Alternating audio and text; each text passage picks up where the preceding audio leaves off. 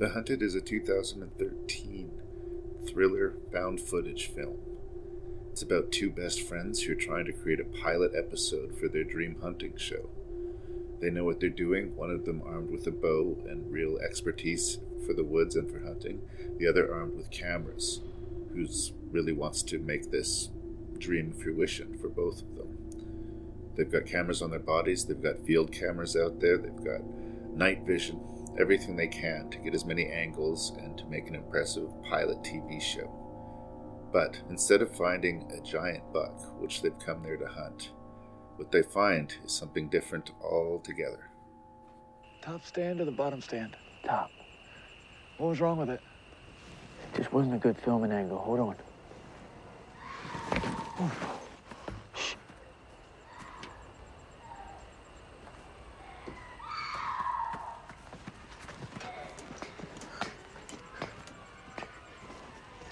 Stay there. Don't step on the stand. It's not hooked up.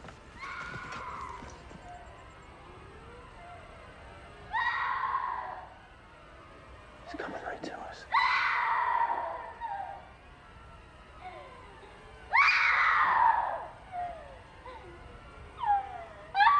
It's coming right to the light.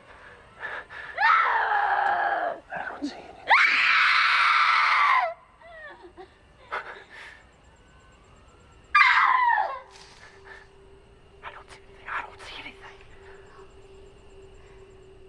If you spend time in the woods, you've heard all sorts of strange things. Coyotes sound like they're laughing. Rabbits kind of sound like they're screaming, like if they get caught in a snare, it really does sound like a woman screaming. And particularly cats. They say a wild cat out in the woods roaring at night can strangely sound like women screaming. But for those two men in that tree hide, in those woods, that can only be a woman screaming. That's all they can hear. They can tell themselves there's no reason for a woman to be screaming in the middle of the woods, certainly not when they hear it night after night. But what's going on? What does it mean? I think it's a really effective premise, and I think that there are moments of genuine horror in the movie. But because it is a found footage film, I have to be careful who I recommend it to. It's strange but true that a lot of people would pick up the box for this movie and read two friends trying to make their own pilot TV show and immediately dismiss it.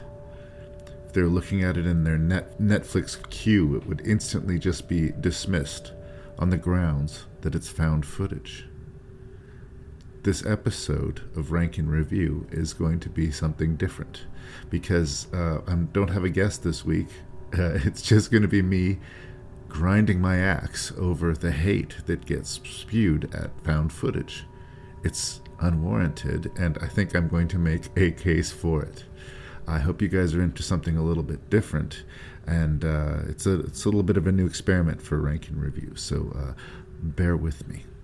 The Hunted is an effective movie. I think it's well done. I think that even though it's clearly a low-budget movie, it hits all the points that it wants to. I think it's a subtler film than people would give it credit, and I think it's an underseen film. I think that people missed it. And throughout this episode, and indeed the next to follow, I'm going to talk about all sorts of horror films that people made a point of missing, and I'm going to defend found footage. Now, in that list of movies, we're not going to talk about The Hunted again, but flag this as the first of many if you're willing to give found footage a chance. Try The Hunted. 6, 5, 4, 3, 2, 1. How about we do it again? 6, 7, 4, 3, 2, 1. I think I fought it. Okay, let's try one more I time. definitely. Ready? I can't move you. Making review. Making review. Say 6. 6, 5. 5, 4, 3,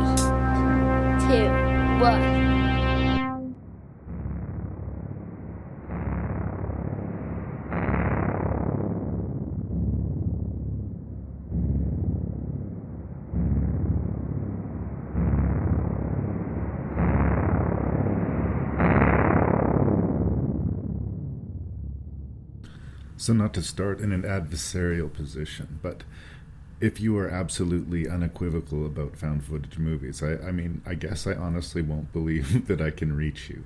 But I'm going to tell you this. I've brought this up on the podcast before. A lot of the times I feel like found footage movies ask the audience to meet them halfway. They present to you the story and this imagination, and you reach out with your own imagination, and you meet them halfway. And if you are the type of viewer who are unwilling or unable to meet a movie halfway, well, I can just save you a couple hours of your life right now. It's just not going to work for you. If you are just diametrically opposed to this type of storytelling, I guess I can't help you. I also can't understand you completely. I think that there's such diversity in the genre that to just dismiss it, you're kind of closing the doors on a lot of good stuff. But if that's your position, if you're just going to fight it, if it's a that's fake sort of mentality, if you are just going to argue the premise, which I never understood. I heard a podcast where a guy was talking about the original Pet Cemetery and was going off on why would they live next to that busy road? Why would they live next to that haunted cemetery? If you're going to fight on that level, I can't help you. You can't be helped. So now that I sound like a huge prick, let's define found footage, okay, kids? What I'm not talking about is point of view films. There's a lot of people who get, confused with that. The opening sequence of Halloween is a point of view sort of shot. Peeping Tom from the 1960s has a lot of famous point of view kills seen through the lens of a camera. That is just sort of an aesthetic choice. I mean, in Peeping Tom, the man actually has a camera. But in Halloween and Black Christmas, it's a choice of perspective. We are seeing through the eyes of the killer. And that was starting to be played with a lot, especially in the 60s, 70s, and into the 80s slasher craze. POV's perspective work is interesting, but that's not what I'm talking about. That's not what's going to qualify as found footage. To me, in found footage, the camera is acknowledged. The story is being found in front of the camera, and all of the characters are aware of the camera. Or it's a mockumentary where people have taken this footage and cut it together. Or you can sort of split the difference where there's some of the stuff that the characters were filming, and then there's also security footage from wherever location they were in. All of these things are being spliced together. But the idea is, the conceit is, what you've seen is captured live and raw. They want to completely shatter the idea of a film set. They want the perspective to be that of the characters of the movie, and thus trap you in their experience. So when I'm talking about found footage, I'm not talking about the verite shaky camera style just of itself. It's not the Paul Greengrass shaky Bourne Identity fighting, okay? It's not The Seventh Moon or frustrating the Chernobyl Diaries. I see people talking about the film Chernobyl Diaries saying that it's a found footage movie. It is not a found footage movie. Those movies are shot in the style as if there's a camera crew following these characters around and documenting what's happening to them. But in the realm of the story, there is no camera crew there. It's just a choice of this perspective, the choice of the creators, of the directors, to try and give it a shaky, gritty, realistic feel. For me, the found footage perspective, the camera is there, it is acknowledged. We get to know the man behind the camera usually fairly well because it's his perspective that we're locked into. Or, like I said, the Blair Witch Project style, where this is somehow assembled footage of a project that they were trying to make together, and, the footage of things getting lost. We're sort of seeing what happened to them, usually leading to a grim fate. That's what I'm talking about. So, yeah, a lot of people seem to have issues with this. There's a Catherine Bigelow movie that came out in 1998 called Strange Days, where the Ray Fiennes character in that movie is sort of a collector of these memories that he sort of sells like games or drugs to people where they can experience people's memories. And there's a lot of POV sequences in there where, there's a chase sequence and memorably really ugly sexual assault and murder sequence done through a point of view. And I've heard people say that, look at that was Catherine Bigelow breaking new ground for found footage in 1998. And again, I feel that's more POV. That's sort of like knocking on the door of it. All around this time in the late 90s, there were films experimenting with this sort of breaking of perspective. Okay, there was a famous British TV special called Ghost Watch, where they were supposedly doing a live TV broadcast from a haunted house, and spooky stuff started happening, quote, on live television. I'm aware of the Poughkeepsie tapes, which was a collection of VHS tapes, which was supposedly, a serial killer documenting his own adventures. And there's a film called The Last Broadcast that came out shortly before Blair Witch that, a lot of people will give credit to saying, they got there first. Well, maybe they technically did, but Blair Witch did it the best, and Blair Witch is the one that popularized it. And, I think there's a reason that Blair Witch popped and those other ones didn't so much. But you see bits and pieces of found footage found all over the place. I am doing some research for another Rank and Review episode on Bigfoot, and I watched an 80s Bigfoot film called Night of the Demon, in which one of the instigating points of the plot is a bit of footage from campers in the woods of Bigfoot. And I was surprised to see it so early.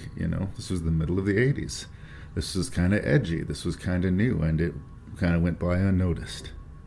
This stuff has always been there, but what Blair Witch did was bring it right into the front driver's seat. Now you're locked in with the perspective. Now we don't cut away because we can't cut away.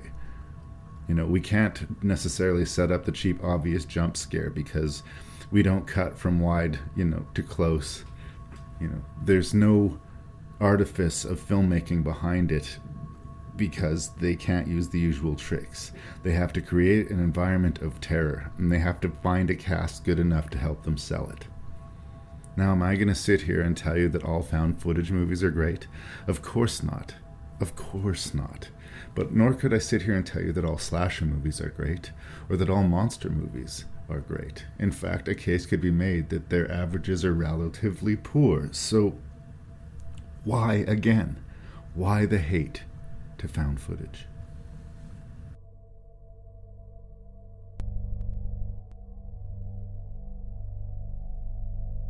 Okay, kids, what I'm going to do is I'm going to attack this argument academically.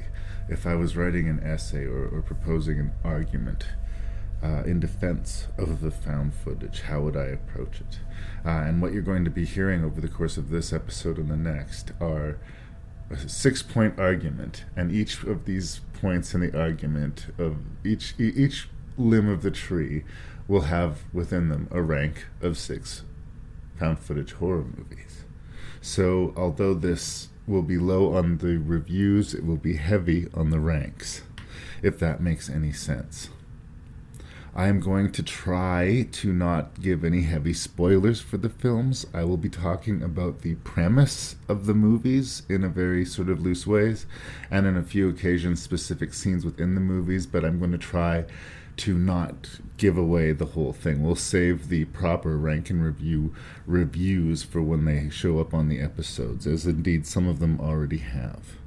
So you're going to hear 36 different found footage films discussed or made to help my argument as we go along. So again, a different sort of vibe. So we're going to have the first 3 webs of first 3 wings of the argument in the first episode, and the second in the second, and then my conclusions, and then by that point you guys will all be on board with me, and we can stop this foolish argument about found footage. Again, thank you for playing along. This is sort of more of an audio documentary style. I'm sort of being experimental, so thanks for experimenting with me. So before we jump into my argument, a few things out of the way. There are, of course, the big 3 found footage franchises. Okay, there's the Blair Witch Project, arguably the first and third only. The second is both not a found footage movie and not a quality movie in any way. But the first and third Blair Witch Projects are definitely worthy of conversation. The Wreck franchise, the first through the third. The first and second are purely found footage movies. The third's kind of splitting the difference. And the fourth is just a straight crazy zombie movie. But the whole franchise is really interesting and worthy of respect. And lest we forget, Paranormal Activity. There's 6 of them. I'm in sort of the opinion that the odd numbered of the franchise are better than the even. But I hope to have a rank and review episode on that whole franchise at some point. So none of the above franchises are going to be referenced in any of the ranks to come in the following episodes. So I'm not going to mention Paranormal Activity, Rec, or the Blair Witch Project. There's also some found footage ones that I haven't got around to, or that are still sort of building their franchise. I've seen Creep 1. I haven't seen the sequel to it. I'm sort of going to let that thing play out before I weigh in on how I feel about it. And yeah, obviously there's going to be a lot of found footage movies that I don't get to. So forgive me. What we need to do, again, before we can sort of jump into the argument, is I guess I have to take the devil's advocate perspective. I have to acknowledge that, yes, indeed, there are tropes to the genre. So let's just go through them really quickly, and then we really get this episode going, kids, I promise. The integrity of the perspective. Who is filming and why, and does it make sense? I find that can break a found footage movie really quickly, when all of a sudden the perspective changes and there's no justifiable reason for it. If you break the illusion, it shatters everything. It all falls apart. We see the man behind the curtain. So integrity of perspective is something that I'm going to be dealing with, and it's something that a lot of people complain about, and justifiably so. It's one of the few arguments that I understand completely. Characters as obstacles, particularly as to create fake stakes before genuine stakes arrive, or to exacerbate a situation when bad things happen, often both. I've talked about this character many times on the podcast as the Cooper character. It shows up in all sorts of horror movies, but I will also concede that it shows up dramatically more often in found footage genres. Like, before the stakes really ramp up, they create imaginary stakes by having characters that are sometimes such assholes, such obstacles, that they become, like, A, less credible, and B, just really irritating in a way that it makes the movie harder to enjoy. This is something that we're going to bump into and we'll have to deal with.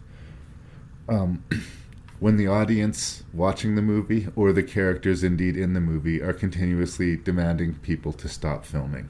Again, this is a tough one. I think you have to meet people halfway on it. If they stop filming, the movie ends. So if you want the movie to end, and that then I guess there it is. But I think that it's usually a sign that it's not working, where you're having that conversation with yourself. So, and again, it's that cliche moment in a found footage movie when someone starts a fight with the cameraman, stop filming me, stop filming me. I mean, maybe it would happen, but it's just something that people get tired of seeing. It's a trope, so here we are. Going right back to the sort of big beginning of the found footage, the shaky camera that is sort of what split the audience with the Blair Witch Project. A lot of people found it almost nauseating, all the shaky camera. And in some ways, certain found footage movies that are particularly shaky benefit from a home viewing over a theatrical one. I think a case could be made for that. But typically you only get to see a movie once on the big screen. Most of the times, if you watch a movie that you like, it will be at home. It'll be cuddled up on the couch or laying down in bed or whatever, wherever you're watching it.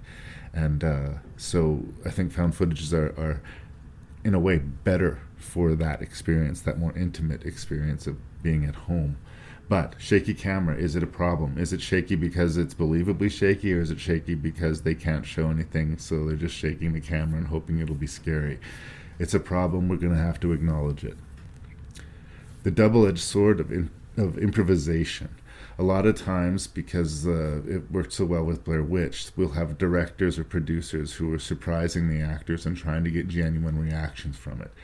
In which case, you're dependent on their performance on that sort of second, on that day, and how keen the cast is and how good they are with playing along and being on board for what you're doing. The first take's always going to be a best, with sort of a jump scare thing, and how the cast reacts and how they improvise their way out of it. It can be a delicate thing, and it either works or it doesn't. It's true again of any movie, though, I would argue, that if your cast isn't there for you, the movie is going to suffer. So is that just a problem with found footage, or is that just a problem with film itself? Cast the right people. Character panic, reducing the film to screams, crying, and panting for air. Well, as this is an audio podcast, I'll be playing clips from some of the movies, and you're going to be hearing a lot of screaming and crying and panting for air. I remember hearing my friends watching the Blair Witch in a different room while I was typing an essay or something, and hearing him call the name Josh repeatedly. Where are you, Josh? Josh! Josh! It's a credible reaction. If your friend goes missing, you're going to call out for him in the dark. And when you're running and scared, maybe you're going to scream. When you panic, you cry. You freak out. And it's a fine line between credibly reflecting that in a performance and just having the movie deteriorate into shrill screams. And the typically abrupt or tragic or uncertain endings. A lot of found footage movies just stop. They don't give you that sort of satisfactory, nice lead out, and they all lived happily ever after, and this is how we found proof of this, mysterious being. No, it's usually just, and then the movie stops. And some people find that just a fundamentally frustrating thing. So as they come up, I may bring them up in certain areas of the movies as we go through them, but I wanted everybody to know that those are the tropes and I'm aware of them. I'm also going to make this argument against them. Again, I hate to repeat myself, but movies deal in tropes. The buddy comedy is based on the premise of a bunch of guys who are friends, and then for a while they're not friends, and then they're friends again. Romantic comedies are based on a girl who's either with a guy or wants to be with a guy who is terrible, but who the right guy is right in front of her and she just doesn't seem to see it. The slasher genre is just a complete cliche-ridden thing where, teenagers go someplace they shouldn't, do something they shouldn't, and they are killed one at a time, typically punishment for the sin of drugs or sex or adolescent misbehavior. All of these different genres have just as many tropes, if not more, of the found footage genre, but none of them seem to be outrightly dismissed. Very few people will just say, oh, this is a slasher movie, I'm done with it. I mean, if you're a fan of the horror movies, that's kind of your bag. Romantic comedies may not be my favorite genre, but I'm not going to dismiss a movie because it is a romantic comedy. Wes Anderson's one of my favorite filmmakers. What am I going to do? So, yeah, there are tropes, but movies have tropes. So I don't think those alone should hang found footage. I think that's probably a good enough introduction. I think we're ready, you guys. So here comes my argument for found footage.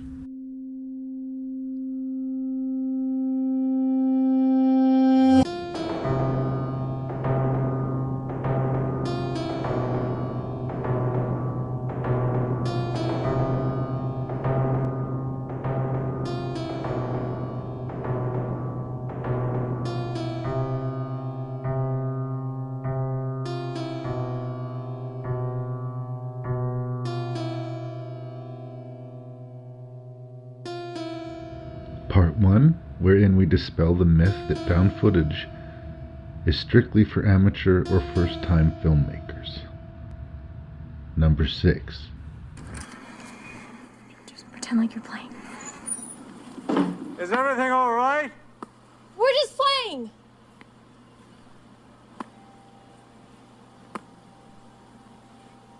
Do you want to do the interview? What are you doing? I thought we were staying away from them, Becca. You're going to interview him? Mom told me he worked in the coal industry for a long time. I did work in a factory. I know. Worked at night. Saw a white thing running around. A white thing? Yeah, used to run around the factory at night. Only I saw it. Started telling people about it, and they didn't believe me. Had yellow eyes. Then they fired me. And nobody talked to me.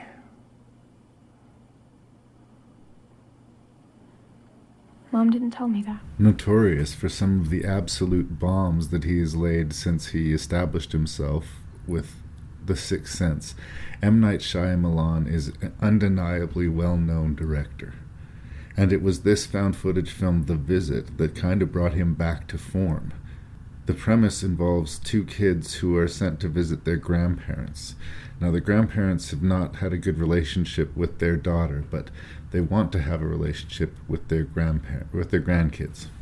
The creepy premise is that because the mother of the children hasn't been very close with her parents, she doesn't really realize the shape that they're in. And it turns out that the couple tend to do what is referred to as sundowning.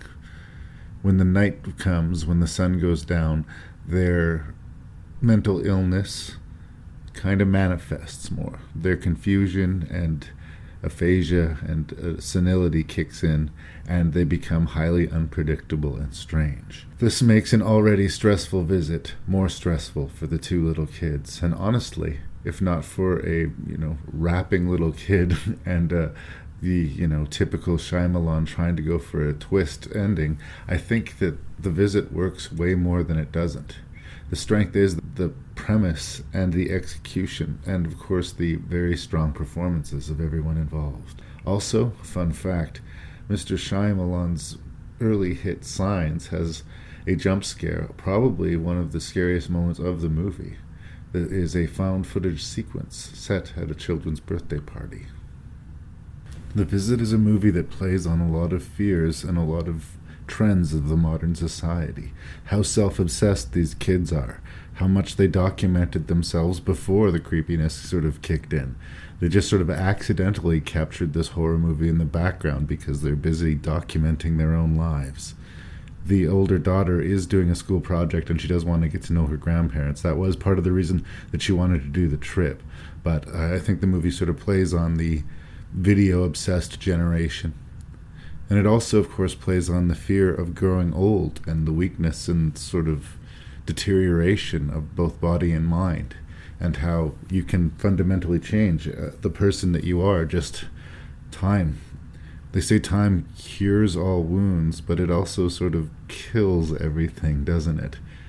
I've often said nothing is more frightening than a ticking clock, and people rebuke it, but time, like your family, like who you are, there's nothing you can do about it.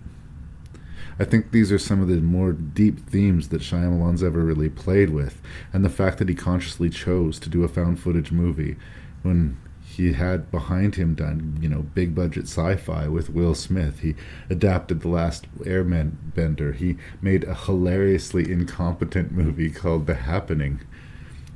The Visit brought this all back, reminded us that, if he wants to, he can really creep us out. Shyamalan is a talented filmmaker, which is why it's so frustrating that increasingly he makes less and less interesting films.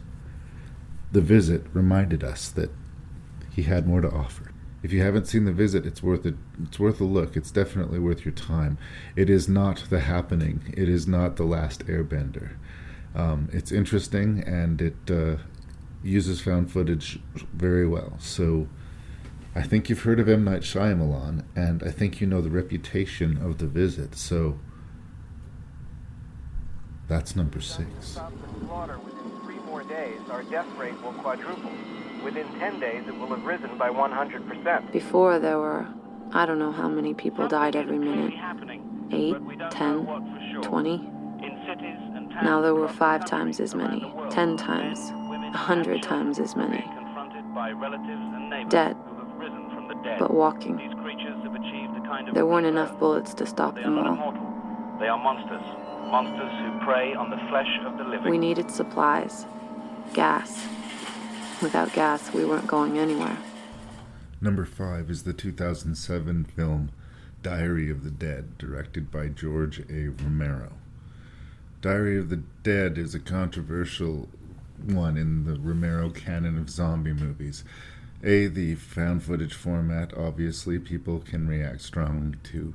And B, George Romero decided to hit the reset button for this movie. It's not a direct sequel to Land of the Dead. It is a sort of reboot. A bunch of film students making a mummy movie in the woods hear reports over the radio and on the news that a strange plague of zombies is happening, and they react to it by trying to get to their various home places or safe places to sort of wait out the catastrophe and sit in front of the televisions and see what happens next. I don't think this is the found footage movie that people are going to be won over by. It has the misfortune of coming out the same year as Wreck, which is one of the greatest zombie and found footage movies simultaneously. So it kind of got eaten by Wreck in that regard. And I think in order to enjoy Diary of the Dead, you have to A, be a Romero fan, and B, kind of forget the found footage. I talked earlier in the introduction about the integrity of the vision, and there is problems. You do find yourself asking, why is he recording this? Why is this happening now? The narration can be distracting. So I recommend, if you want to watch Diary of the Dead, just look at it as a zombie movie. I feel like Romero felt like he was breaking new ground, but really people had already kind of got there before him. I was glad to have another zombie movie, and I certainly don't think Diary of the Dead is the catastrophe that Survival of the Dead was, but it has its problems. It also has its fun. There's some great zombie kills in this movie. There's some good sort of aside sequences of just the zombie apocalypse. You have audio cameos from people like Guillermo del Toro and Tom Savini and Quentin Tarantino. Tatiana Maslany shows up here in a before she was super famous role. There's a lot of interesting stuff to be said and to find within Diary of the Dead. But I think it's for aficionados. I don't think this is where you start. You get to Diary of the Dead. But George A. Romero, as far as horror movies, is kind of huge. And he didn't have to do a found footage film, but apparently it was something that was in the works even as Land of the Dead was happening. He wanted to take a forced perspective look at zombies. It was another way he could revisit the zombie genre and, to him at least, find a fresh take. I know a lot of people had a hard time with it, especially on first pass, but I think in a world where a lot of zombie movies are coming out every week, Diary of the Dead stands out well enough. Faint praise, I know, but number 5 is Diary of the Dead. Actually, I think it would be better if we didn't have the music while we're actually recording the interview, because the music makes it hard to edit with. It's my favorite tune. Who is this? I don't know.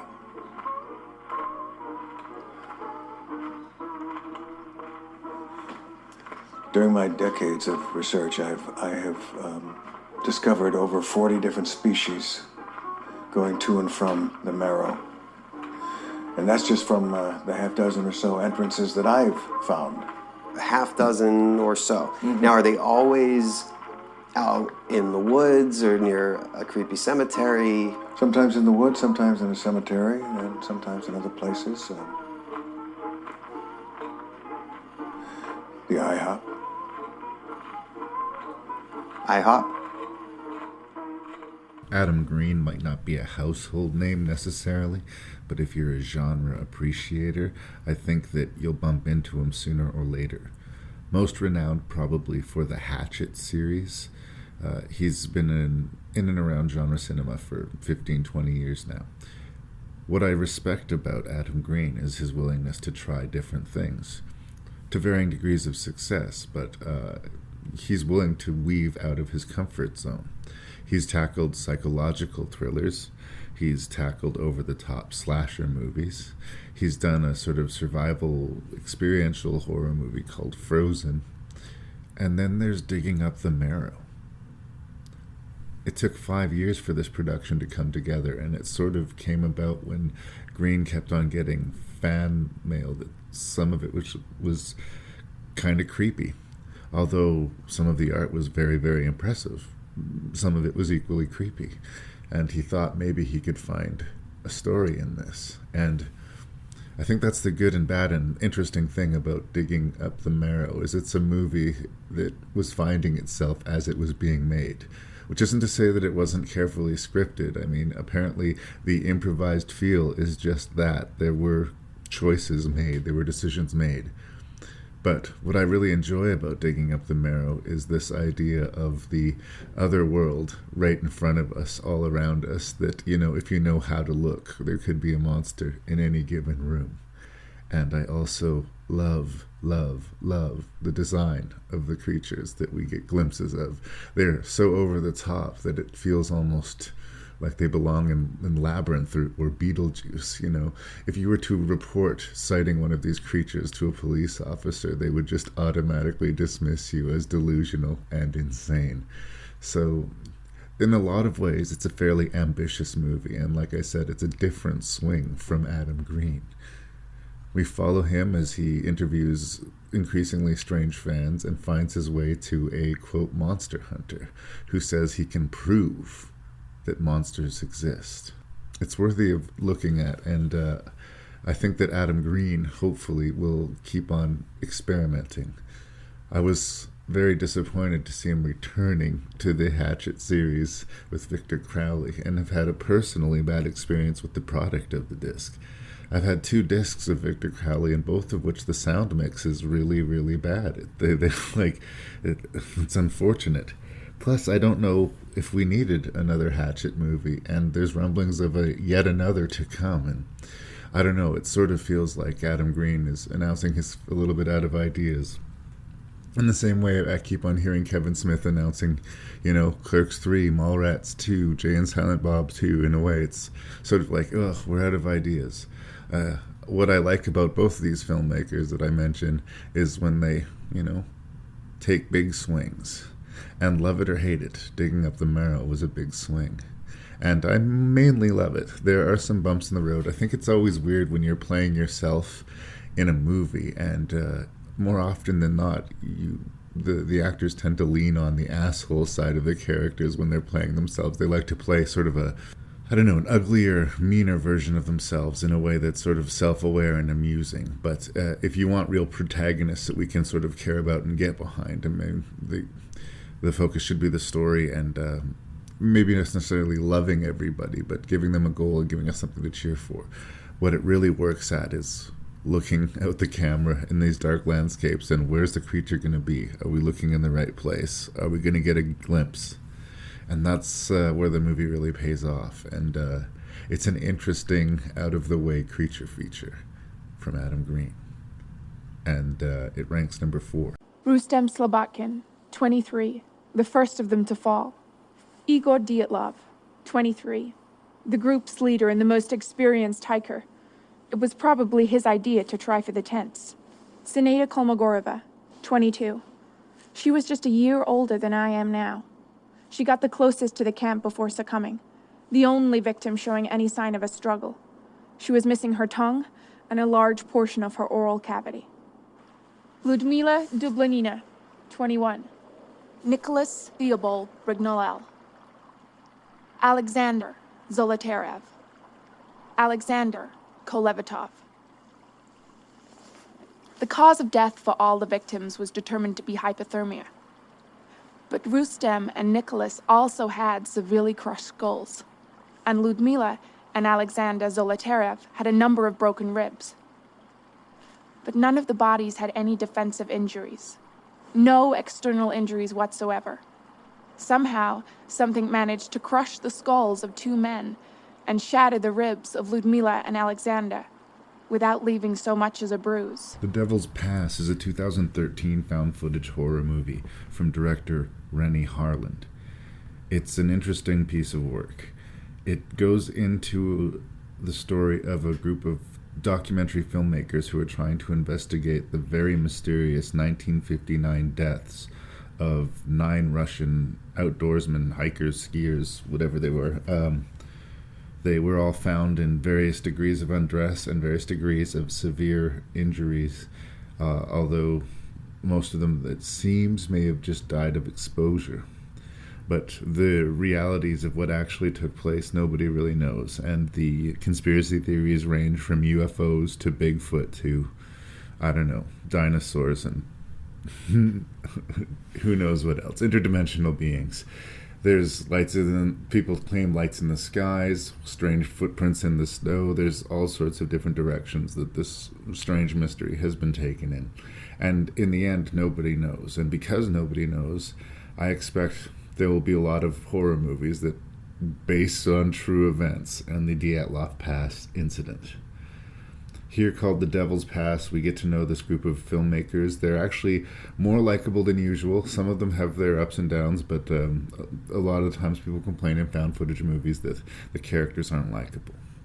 I don't want to get into what they find and, obviously get into any kind of spoilers in this sort of rough outline take in it, but I will say that I think it's worthy of the journey. It's also interesting to talk about Renny Harlin because it's the most interesting movie that he's made in years. The 90s were like a great time to be Renny Harlin. He did this really bonkers ghost prison movie called Prison. He did nobody's favorite Nightmare on Elm Street movie, The Dream Master. He did a very successful sequel to Die Hard. He did Cliffhanger, which, might not be the most smart movie, but it is an entertaining movie. I have a soft spot for Cliffhanger. He almost bankrupted an entire studio with Cutthroat Island. He did this movie Long Kiss Goodnight, and of course, how can I not mention I just completely oversold it on a recent Shark episode. Deep Blue Sea, crazy B movie with a movie budget. So there was a time where he was kind of a go-to popcorn director, and he's been very inconsistent, and it was really cool to see him tackle this interesting concept with some panache.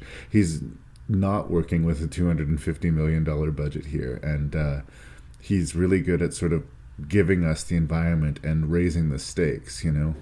At first there's the creepiness of the mystery of the Dyatlov deaths in of itself as explained to us. Then it's the actual environmental worries that they have to deal with. It's winter. They're camping out in the snow. There's a lot of survival issues to contend with.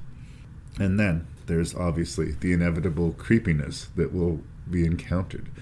I think it's a very well measured and decently paced found footage horror movie. Again, is it going to win people over? I don't know. Possibly. I think that it does have a very harrowing and exciting third act if people can get there. A lot of found footage movies tend to be sort of heavy in the action and the later into the movie, the deeper into the movie you get, the more sort of scares, the more kinetic, the more crazy things tend to become. And that makes sense. It's kind of hard to be, hardcore Henry, where it's just kinetic shaky cam for the entire hour and a half. You're gonna kill your audience. So I think it's well measured in that regard, and I think it's a strong movie. It's just a strong horror movie, and it had been a while since I'd seen Renny Harlin, at all, let alone doing something so interesting. So in third position, I'm giving it to The Devil's Pass. A very interesting and different found footage horror movie.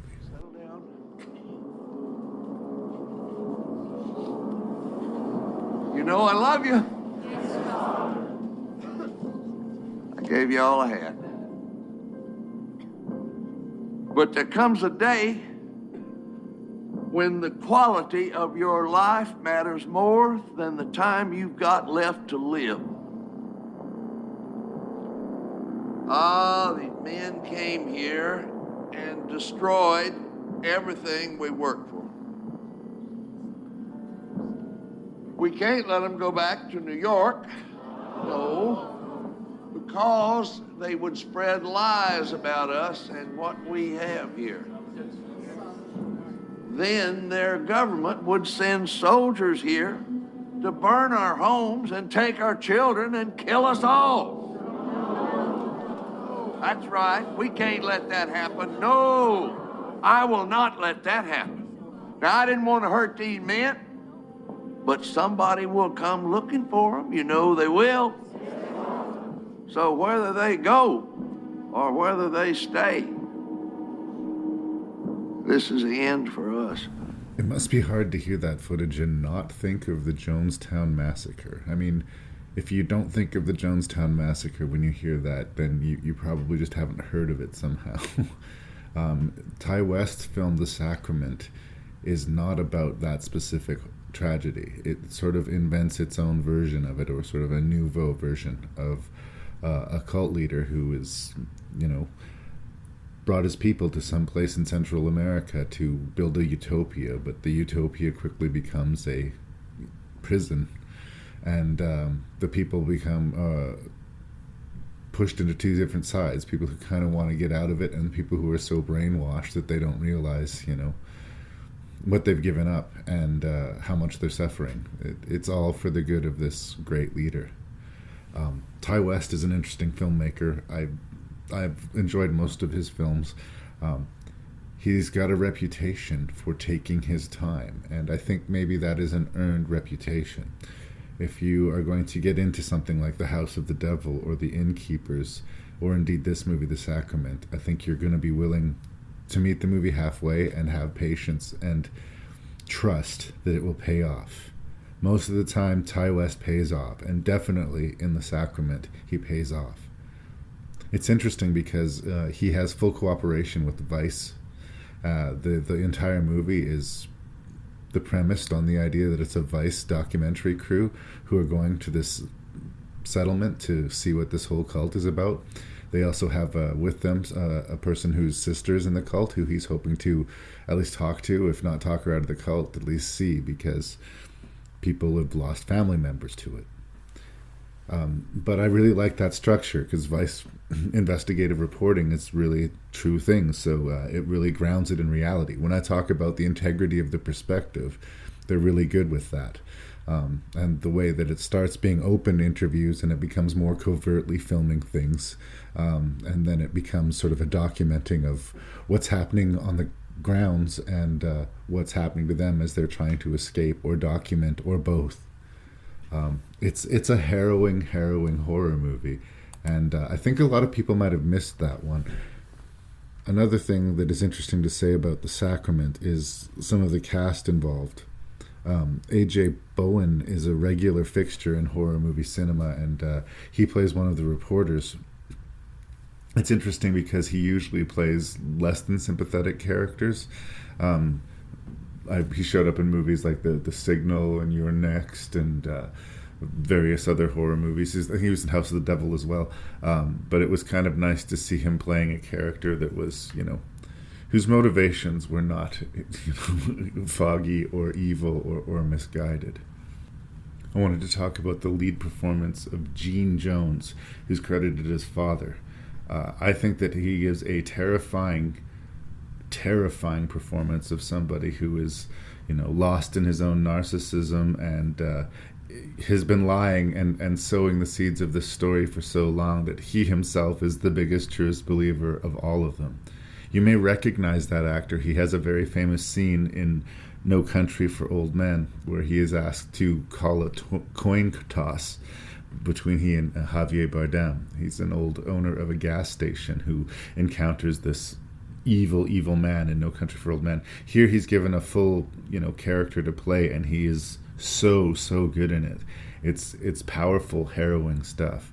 Also, this, as much as I respect and love the movie, is not a movie that I would call necessarily fun. There is real grit, there's real harshness to it. I mean, I don't want to spoil things, but yeah, things do get ugly, people do die, and there are some really hard to watch things that you're subjected to, and hard to shake things. It slowly kind of closes its fist over you, and the suffocating atmosphere and the horrifying, you feel like you're witnessing something you shouldn't be witnessing, and it's kind of a haunting movie as a result. And it feels like it should be some elaborate fiction, but even though this particular event isn't based on a true thing, we know that things like this have and likely will happen. So I thought that the choice of the forced perspective really helped the narrative in this case. It wasn't something that got in the way. They were there with cameras to film things that people didn't want to be filmed, so they were going to keep rolling to the bitter end if that's what it came to. And you're not sure if you want to see what you're seeing, but you can't look away. That means it's compelling filmmaking. Well, Yeah, you said that you have 30 of these Yeah, I have cases? about 60 people with some kind of blister and lesion outbreak. Some of them went into anaphylactic shock. I have wart Excuse me, you overgrowth. said now you have I 60 just saw cases? 3 people with their tongues half gone. Okay, that's a lot of information. Did you administer methicillin to the lesion victims? Yeah, of course I gave him methicillin. It had no response. What do you mean? It kept spreading In how many cases? in all of the cases. Okay, that's important. Yeah, I know that's important because they still have spreading lesions. Do you have any new information for me? Not at this time. This could be any number of things. It could be fungal or bacterial. We had a tropical fungus outbreak last year in Vancouver. Spread in about 3 hours, actually. Vancouver, 3 hours? Yeah. We lost about 30 people died, I think, but it was just the fact that we hadn't seen it in the Northern Hemisphere before. Now, I did want to ask you, did you say that you had people with half their tongues gone? Yeah, hold on. You didn't get pictures? Did you send those pictures to the CDC? You did? You should have an attachment there with pictures that we sent you. Do you have them? The Bay is a positively chilling 2012 ecological horror film from prolific director Barry Levinson. This one gets you right in the gut, you guys. Because even though its over-the-top creature feature aesthetic might not read as immediately credible as like the size of the parasites or the creatures that they're talking about here, I think that much more likely they would be microscopic, you wouldn't see them, but that adds to the ick factor of the movie so much.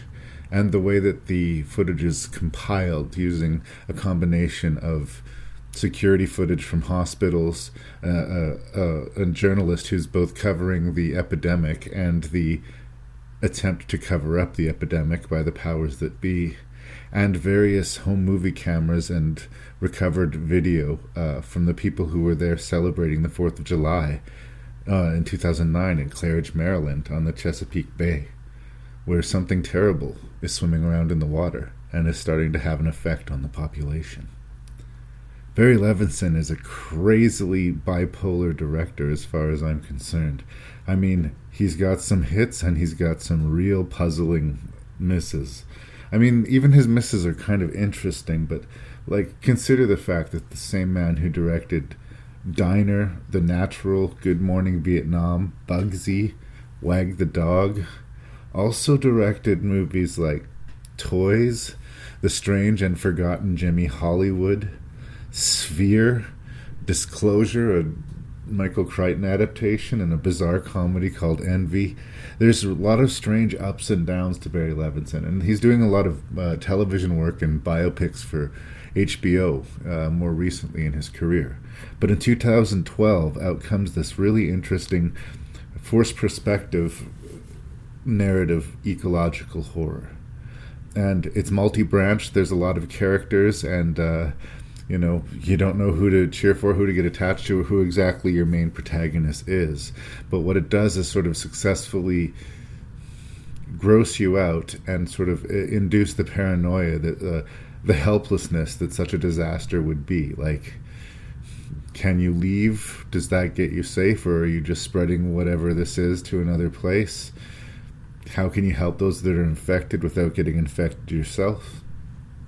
And why are the people in charge as much of a problem as they are help to this terrible disaster? I mean, there's a lot of meat to chew in this movie.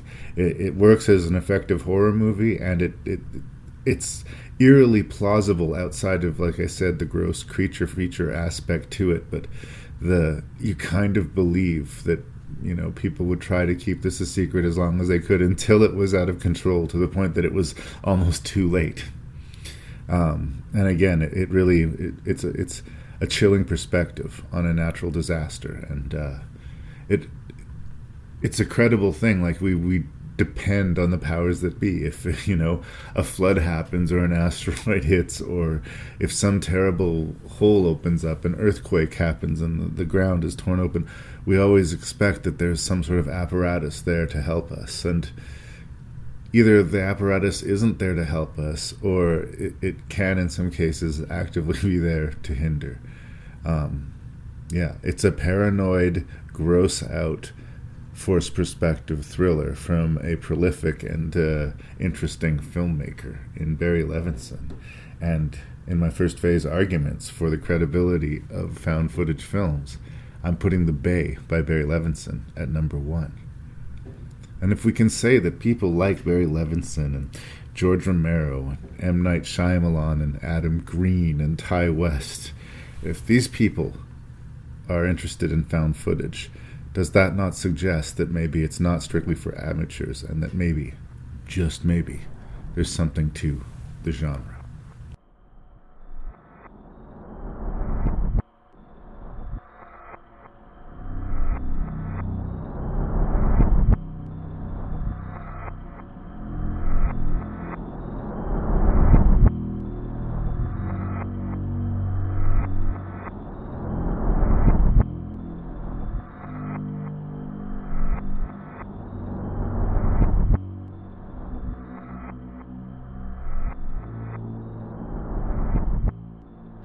Welcome to part 2 of my argument for found footage, wherein we dispel the myth that all found footage films are the same. Because they're not, you guys. They're actually quite diverse. I've heard it said a lot of times, or people blogging about it, you know. It's just a bunch of people who go somewhere they shouldn't go and then they die. Well, if that's a sin that's unforgivable, then it's a sin that most slasher movies and monster movies are guilty of as well.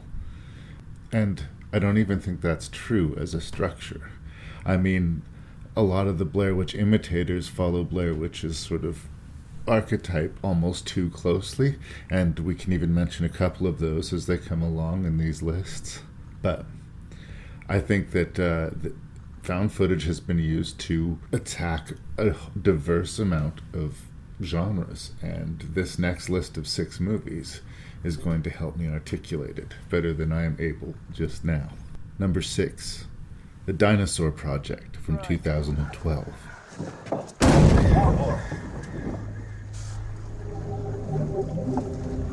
Go!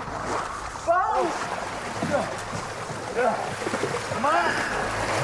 Come on!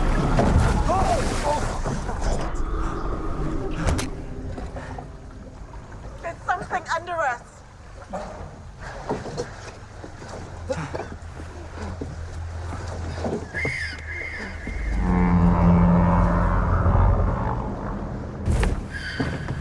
Sit down!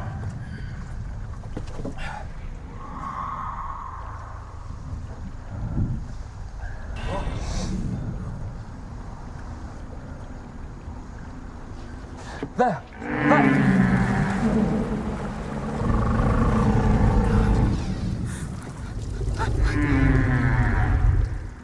It's Bukele Mbembe!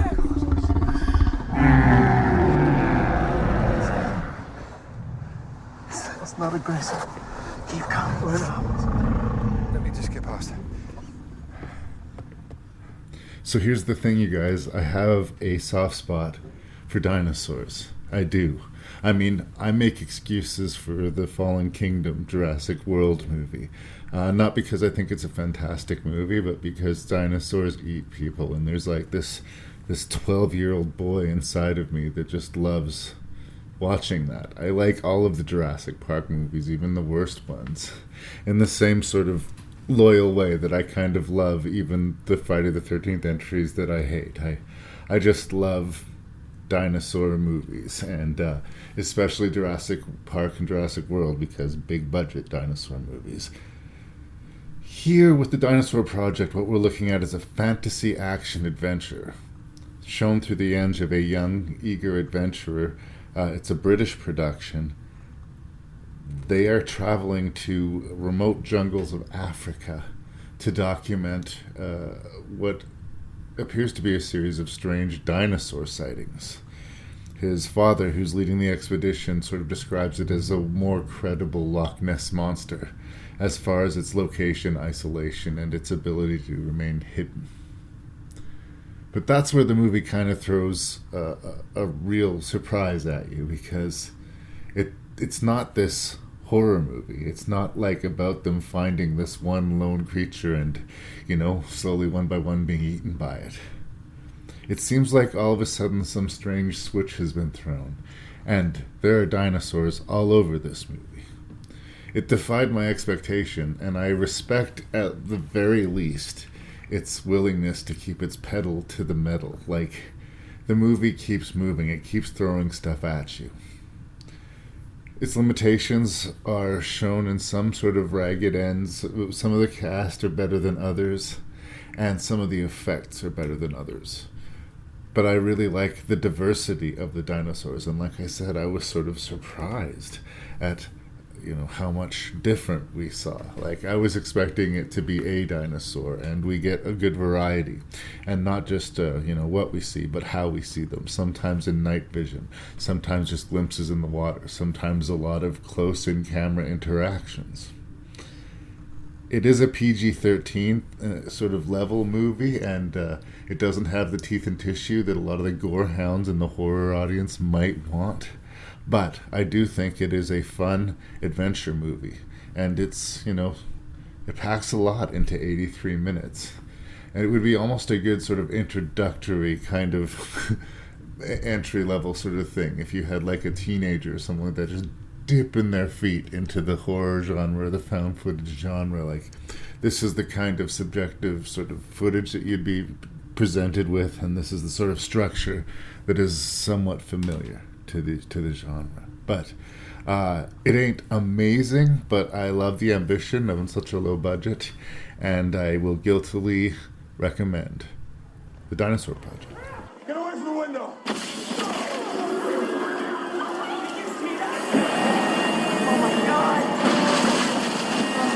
Tornado! Get run! Run!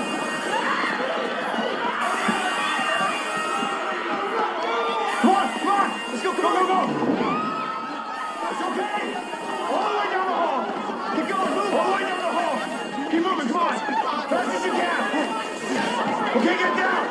Let's go! Come on! Face the wall! Cover your head! Stay down! Heads down, everybody! Everybody, stay down!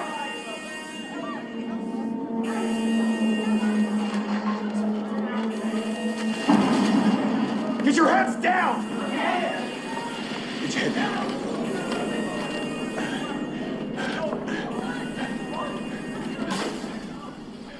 Into the Storm is a 2014 found footage weather drama thriller.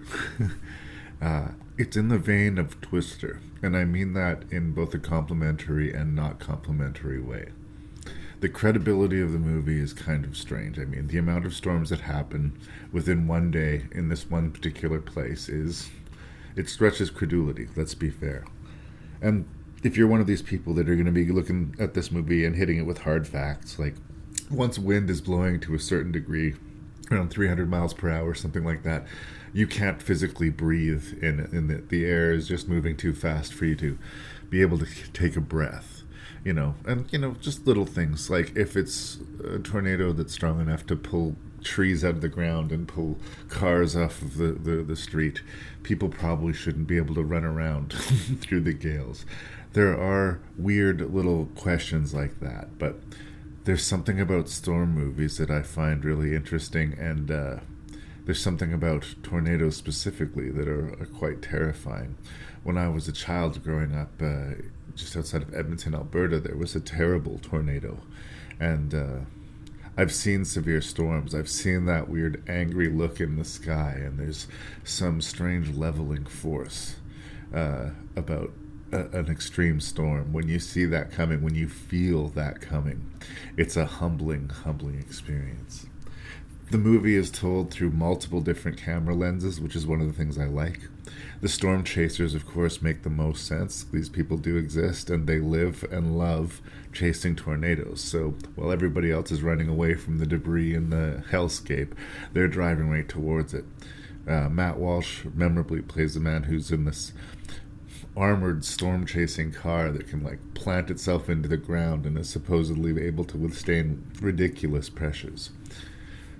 Sarah Wayne Callis, who a lot of people will recognize from The Walking Dead, also is in it.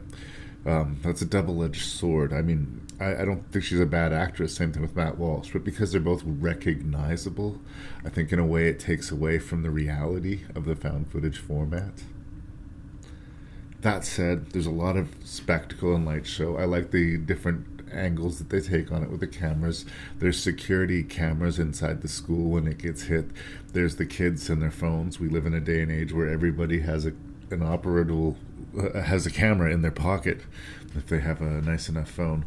And the perspective jumps fairly consistently, but in a way, it jumps fairly chaotically, but in a way you always understand where you are and you go with it.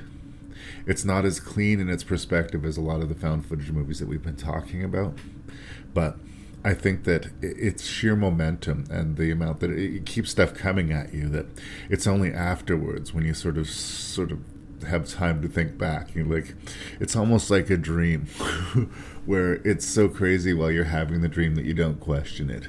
But once you wake up, you think about it and you're like, that doesn't really make a lot of sense. And I think there are things in Into the Storm that don't make a lot of sense. But I also think it's quite entertaining.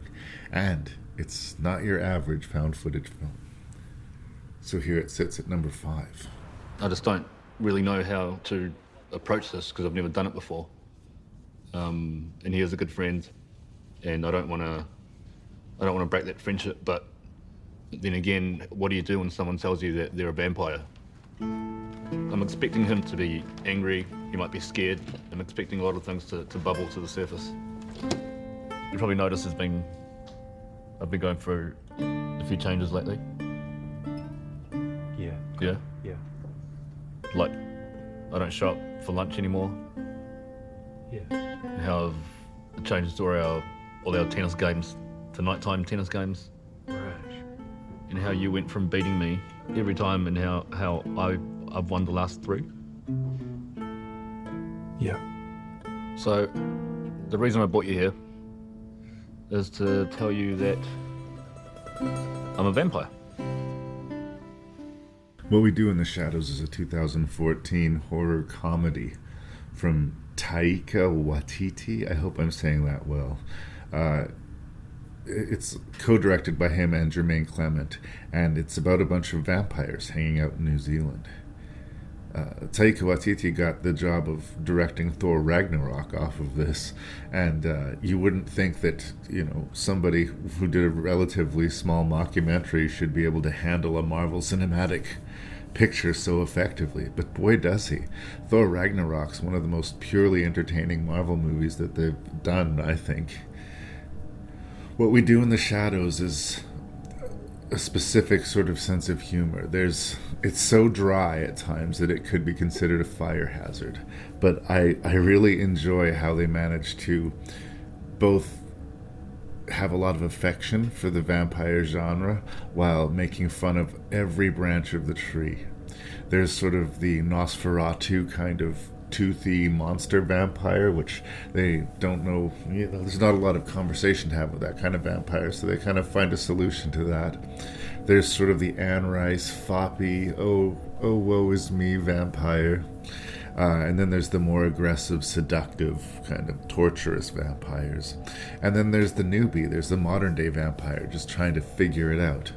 And all of the lessons and the rules of living a vampire lifestyle, and just the dynamics of roommates, I like that the movie doesn't shy away from the fact that they're vampires too. They don't try to nice it up. They don't, drink, blood from a butcher shop or anything like that. No, they straight up kill people, but they're still very frank and charming as they go about their business.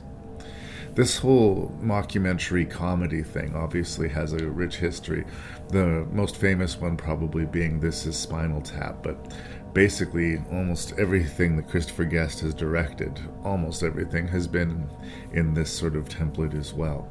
I typically deal with horror, so I'm not going to mention any of those other movies as we move on in my found footage defense, and again, mockumentary is a little bit of a different thing, but What We Do in the Shadows is a very unique, interesting, entertaining, funny found footage comedy horror movie, and it's not the typical fare at all. If you're a fan of Flight of the Conchords, you will like this. It is odd, it is strange, and you kind of have to catch the vibe of the movie. I think it's one of those things where if you do go with the movie, if you do catch the vibe, it'll be probably like one of your favorite movies. If not, I think you'll still be entertained by it. You'll just think, man, that movie was really weird. I love what we do in the shadows. And I think most people with a sense of humor will probably be on the same side. I also appreciate a movie that takes the piss out of vampires, because vampires have never been my favorite creature, and especially in these recent days, we need another 30 Days of Night. We need a movie to come around and make vampires scary, because they're almost the opposite of that these days. Vampires are almost better suited right now to what we do in the shadows than doing a proper horror movie, and somebody needs to shake that up. In the meantime, please check out What We Do in the Shadows, though. This zone was much warmer, much more active than any previous data had suggested. Underwater vents had rendered the ice brittle and unstable and constantly shifting, and then you add onto that, William had jettisoned the water shielding on descent, and that had saved them, but it also left them dangerously exposed to radiation. We're leaking oxygen. And we're also losing heat. 3 degrees since I start checking. If I would bet, we freeze before we suffocate. The external light should be working. Daniel, can you check? Daniel? I am. It's not good. The ice is cracking under the ship. You can almost see the ice-water interface. We're going to be under the ice in a matter of hours. Beneath that shell of ice, we hope to find the proof that we're not alone. And just the thought of such discovery is enough to keep me going. To imagine if it could be proved that anything was truly possible. Europa may not be a dead rock. It may be an ocean layered with ice. And perhaps it is the potential of what may lie beneath that surface that will convince this once flat world to dream again. So said a young poet in the 1900s named Larry Parsons when he read about Europa, a moon of Jupiter that not only has the closest living conditions to what we could find for human beings on Earth, it has the best potential within arm's reach of where we are. And granted, I'm talking in universal terms, so not that close at all. There could well be life under that ice, and we get closer to discovering whether or not that's true every day. So that's right, I'm not just a person who produces underheard podcasts or directs underseen movies. I also write underread poetry. EUROPA reported a 2013 found footage sci-fi adventure horror thing that is supposedly a dramatization of an astronaut crew headed out to Europa to find what there is to find. It's an international crew and consequently an international cast, the most recognizable being Charlton Copley from South Africa. He was in District 9 and Hardcore Harry and a bunch of other stuff. He's a really solid actor. And it's very credible that this would all be documented, that everybody would have their own personal video diaries, that there would be cameras all over the ship documenting this incredibly historical and important mission. It has all the claustrophobia and all of the danger inherent in space travel, and then the mystery and possible adventure. Who knows what they'll find when they get there. I'm sure not going to tell you here, but I do think it's a really strong found footage horror film, and it doesn't get enough respect. There is something uniquely terrifying about space travel. I mean, I have my problems with the ocean, and, brave souls would build these wooden ships, rickety things, and sail them across vast quantities of ocean. And I think that the amount of courage must be almost insane, especially when they didn't have good maps or good ways of rescue, you know? Back in the day, if a ship started to sink, it's not like you could call someone to the Coast Guard to come and get you. And in space, this problem is magnified by a ridiculous degree. There are solar storms, there are random comets, the way there can be random waves. The environment itself can kill you, you know.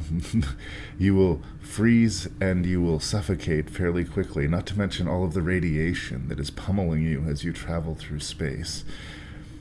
So we don't really need any kind of major adversary, but we do have this really tantalizing mystery. Can they get to Europa? What will they find when they get there? You know, and I like the different perspectives on all of the different crew members, and when things first start to go wrong, the way you can see they're all demoralized, but what choice do they have but to keep moving forward? The stakes in the movie really, really work because they are utterly alone out there. And I think few science fiction movies really attack that psychological weight of traveling through space and being utterly alone, utterly vulnerable.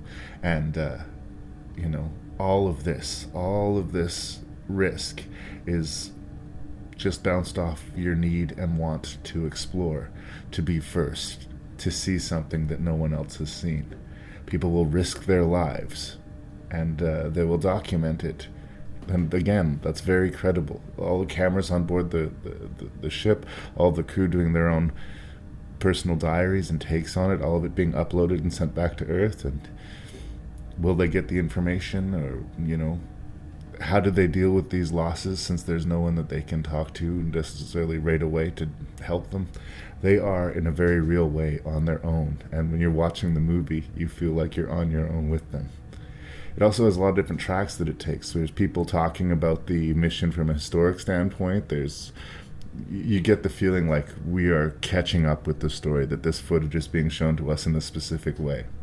It's one of those interesting questions that not too many found footage movies go into answering, is who assembled this footage? One of the big tells of found footage as far as the production on it is score. Obviously, if they're capturing these things that happens, there shouldn't necessarily be spooky score behind it. And even when they do use it in films like Exists and other ones, Blair Witch even, it's very, very, very subtle. In science fiction movies like this, it's just the gasping for air in the respirator and the desperate hollow clunks of the metal on the ships. And it's something else. It's a very different sci-fi, drama, horror thing. It's really hard to categorize it, but I really, really like it. And I think if you like science fiction, you should check it out. And if you're worried about found footage, I think this is one that maybe will reach you. Check out the Europa report. Dude. Bro, we gotta get out of here, man. Listen to me. We gotta get moving, man. We go to the Manhattan Bridge, you know? We gotta get out of here. It's not safe here. Okay, we can go to the other side. We can try and get to the Lincoln Tunnel. I don't know, man. I don't know. Dude, we gotta get out of here. It's not safe here. What are we gonna do, man? What are we gonna do? You know? Hey! Cloverfield is a 2008 sci-fi horror action film from writer Drew Goddard and director Matthew Reeves, or Matt Reeves as he is credited here. It's about a bunch of friends who are at a party celebrating the imminent departure of one of them when suddenly a catastrophe starts to unfold in New York City. And what that catastrophe is, this is not a spoiler, it's pretty clear, is some gigantic creature has just appeared out of the ocean and started to ransack and destroy New York City. Military are there, there's a mass exodus of people trying to get out of the place, and it's a huge, epic piece of sci-fi, fantasy, horror filmmaking, and all of it is plugged into the lens of this one camera.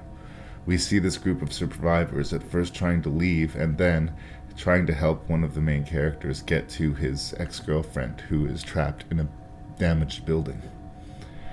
We get to sort of learn the rules of this crazy new world at the same time as our characters do, and it's an undeniably exciting and well-handled found footage movie. The interesting thing I find about Cloverfield is just how dependent it is on the Blair Witch sort of setup. This was less than 10 years after Blair Witch had been released. But as far as the online marketing campaign that sort of gave you hints of what this story is, or this bizarre history of this Cloverfield creature or whatever it would be, to generate interest in sort of the nerd community online very early and sort of snowball it so that it has a pretty impressive word of mouth before the thing even opens. And it is, like I said, a group of friends withstanding a tragedy and documenting it down to the very final bitter end if they can. It is so much Blair Witch that it's crazy. And in a way, I think that the scale of it is bigger. The special effects are definitely better. They definitely show you more than Blair Witch. But almost 10 years later, I don't think they've necessarily improved on the Blair Witch formula. They've made it bigger and louder and more appropriate for the cinematic audiences. But it's interesting. I have a lot of people I know who really love Cloverfield and really hate Blair Witch, and I really kind of feel like you could lay those movies next to each other, and they're incredibly similar in a lot of ways. Now, I didn't mean to sound like I was talking negatively about Cloverfield. I do think that's a very entertaining movie, and I do think that I like the way that the information is parsed out kind of slowly, that we are as lost and confused and terrified as the survivors as they see what's happening to them. And the stakes keep on getting ratcheted up. I mean, minor spoilers, there's not just one creature, there's also these little parasite creatures so that they have more one-on-one chase sequences. There's a harrowing sequence in a subway tunnel, and It's a fun, interesting, epic found footage movie like you don't see. And of course, Matt Reeves and Drew Goddard have both gone on to great things. The Cloverfield franchise itself has kind of gone strange. The sequel of sorts, 10 Cloverfield Lane, is much more of a psychological, Twilight Zone-y, one-room thriller. And then, of course, there's the completely out there sci-fi of the Cloverfield paradox. And who knows what is to come further with the Cloverfield universe. But I'm on board, and it started here in 2008, and it started quite strongly.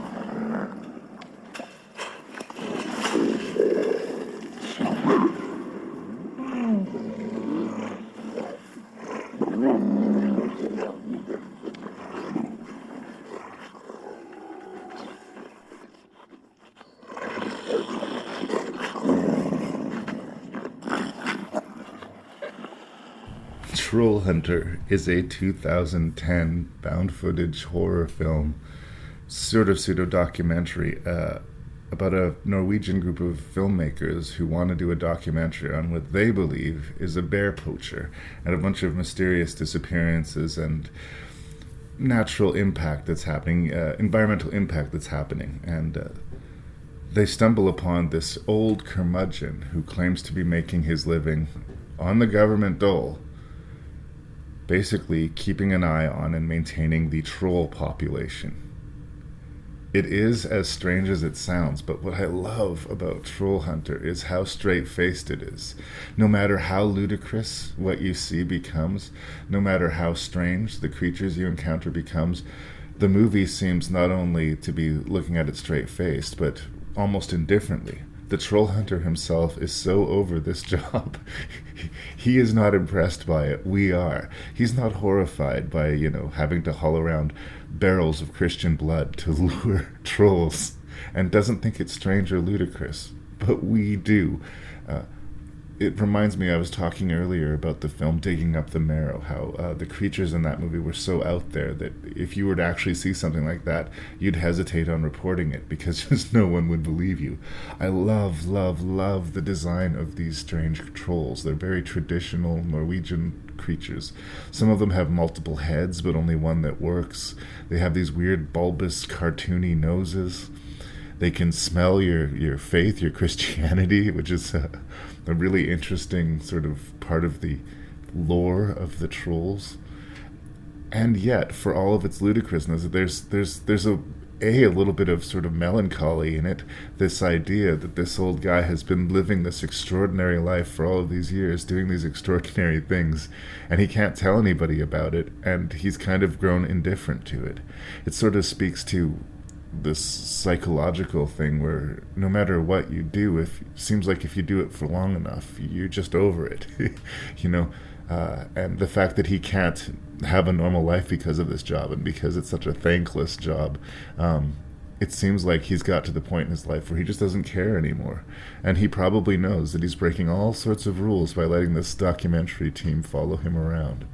And he is just past the point of caring. We get to learn how he deals with errant trolls when they go out of their territory where they're not supposed to be, how he can hit them with certain kinds of lights to calcify their bones and turn them into statues. The world is rich and interesting. The special effects for a found footage movie like this are strangely strong, considering like your brain has a hard time doing the math on the reality of those trolls, but on some level you just don't deny what you're seeing because you're seeing it.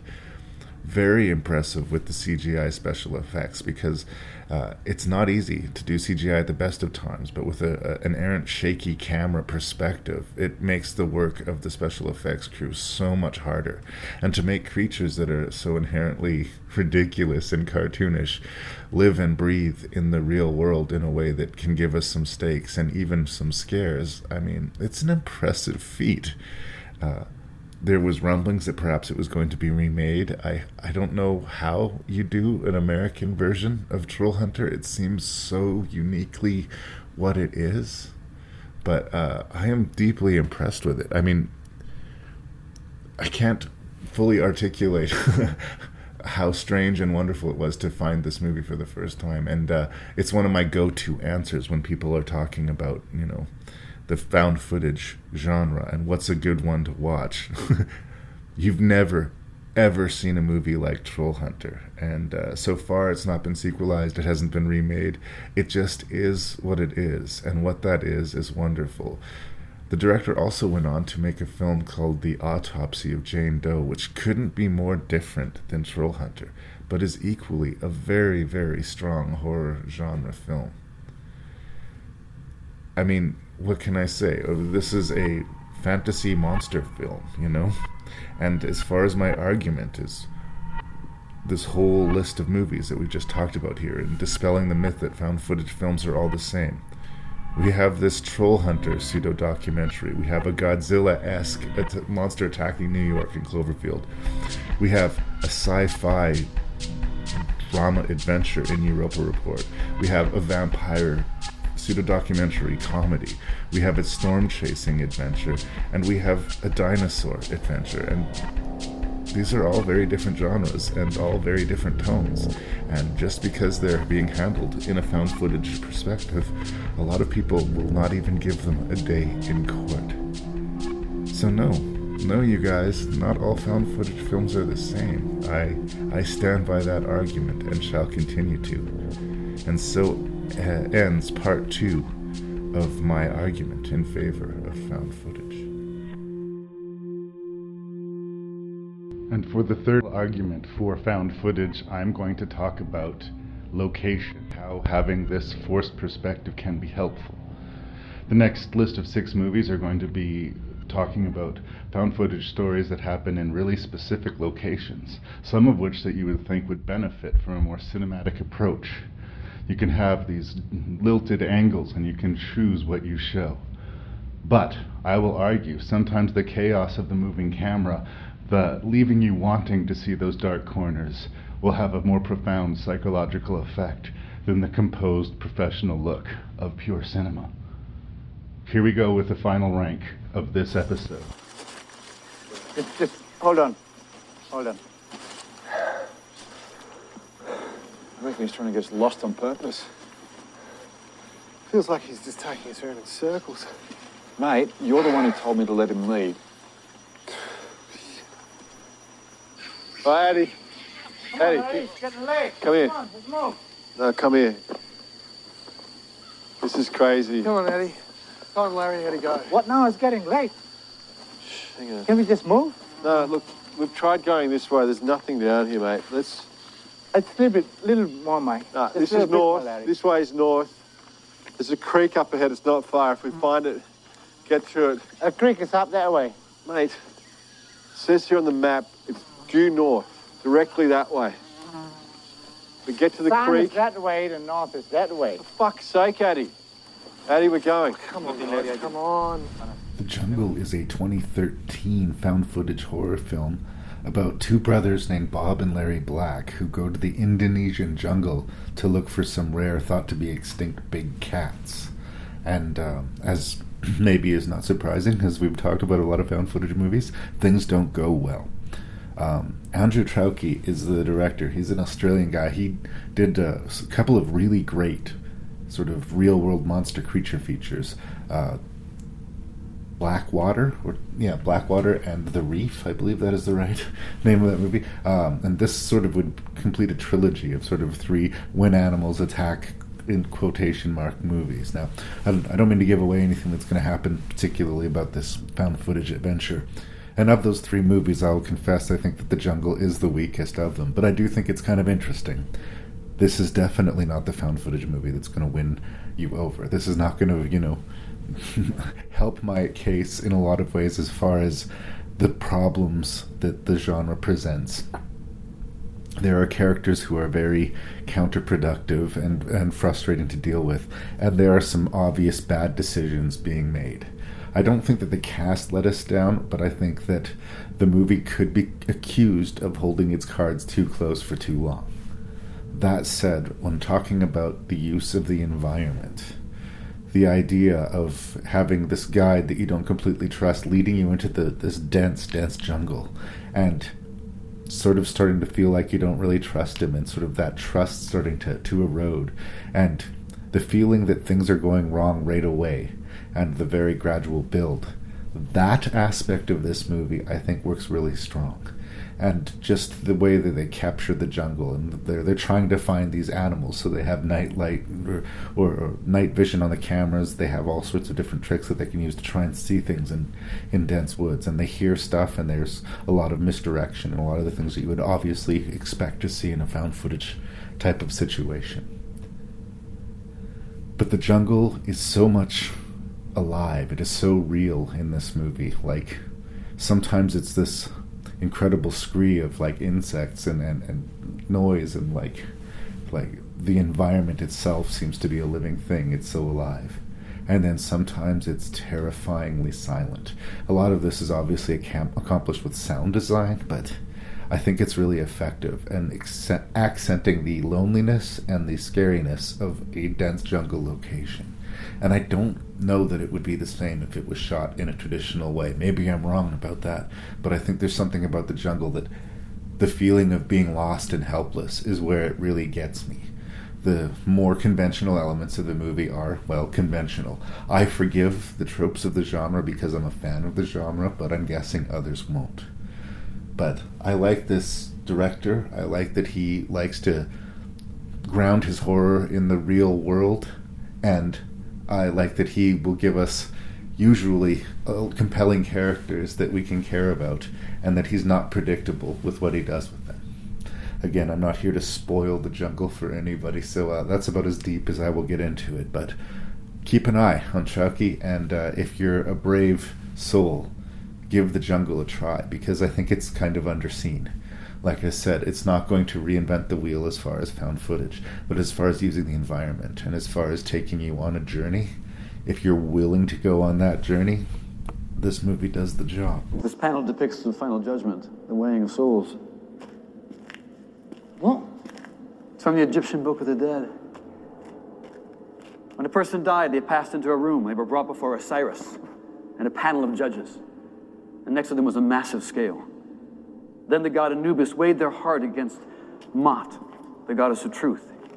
And if it balanced perfectly, they passed into the afterlife. They believed they were sent to the sky to dwell among the stars. I thought the Book of the Dead was just full of spells and incantations. No, it's more than that.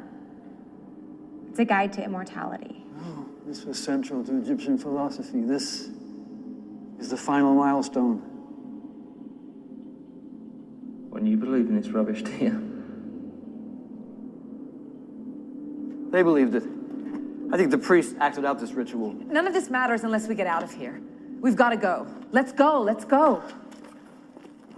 The Pyramid is a 2014 found footage sort of horror movie directed by Gregory Levasseur.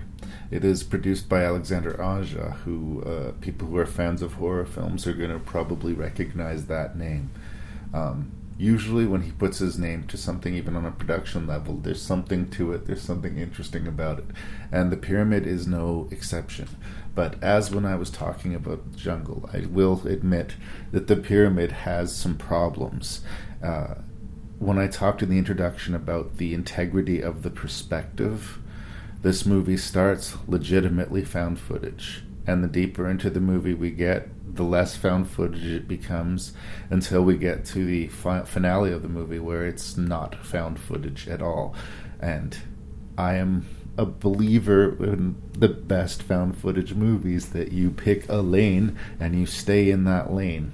And I think in that way, creatively, it becomes a little bit confused. But what I will say is that it's a pretty intense experience. There's some genuinely chilling and horrifyingly violent moments in the film. And when they couldn't fully exploit the found footage, they just kind of cheated. And I think what they were banking on was that you would be so enthralled with what was going on, you would stop thinking of it as a found footage film. And I think largely you kind of do go with it. But it's flawed in its execution as found footage, and I would feel remiss if I didn't call it out on that. But the premise is solid as a fucking rock. They have found a pyramid buried in the sand, and it's kind of different and curious compared to other pyramids that have been discovered. And these people are the first people to access it and explore it. And they end up discovering some pretty horrifying things, and yes, grim fates await.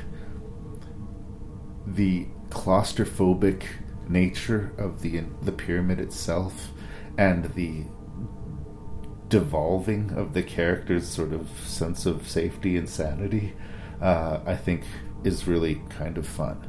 But when we get into sort of some of the CG craziness that takes over in the second act of the movie, I mean, there are problems, but it is never not interesting while you're watching it. As far as using the found footage for the environment, when it works incredibly. There is some crazily claustrophobic moments in the movie. It almost reminded me of The Descent, in that it was sort of kind of creepy before it got creepy, because I couldn't imagine putting myself through these tight corridors or fighting my way through a sand trap when, rooms start filling with sand and things like this. Like, the claustrophobia, the darkness, the unknowable things, that who knows what they're going to see from chamber to chamber, from room to room. They don't. And as things get weirder and things get, crazier, they're constantly trying to talk to each other as a way, like, it's okay, right? We're okay, aren't we? And as the audience, we're like, no, you are not. And emotionally, I'm with the movie. It's flawed, but it's very interesting. I mean, I think if you're listening this deeply, and if you've had the patience enough to get this far into this rambling podcast on found footage, that you're on board for the horror genre. And if you're willing to meet a movie halfway or give a movie a chance, I think there's enough good in The Pyramid that it's totally worth your time. It's a ride, it's an experience, and some stuff might make you shake your head, but enough stuff will get your blood up that I think it's worthy of the experience. And yes, the environment, terrifying. You would never find me in some old ruins like that. I wouldn't fit in it anyway, but no, thank you. Out in the woods with my dog Bella, a beautiful girl. She was a golden retriever. And she took off into the woods, and I called for her to stop, and she didn't. She just kept going, and which is weird because usually she's very obedient. And so I went in the woods after her. I was calling and nothing. I kept calling, and I started to get a little nervous because the sun was going down, and it was starting to get dark. And I kept calling, and all of a sudden I heard this. She was growling and whimpering, and then she cut loose with this horrible growl, wail kind of. It was like a scream.